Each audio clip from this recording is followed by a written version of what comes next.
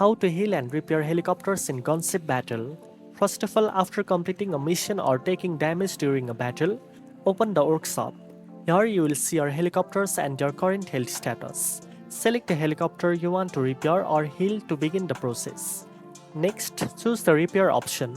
Depending on your helicopter's damage, the game may require repair materials or in-game currency to restore it to full health. Make sure you have enough resources before starting the repair.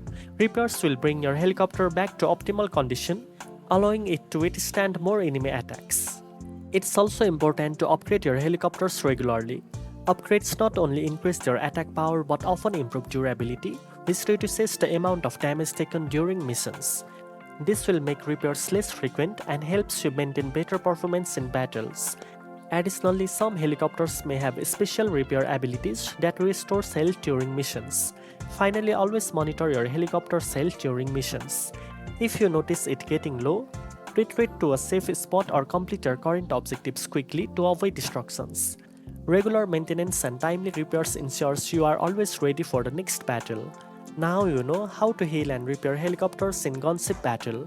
If you found this video helpful, don't forget to like, share and subscribe for more gaming tips. Thanks for watching and I'll see you in the next one.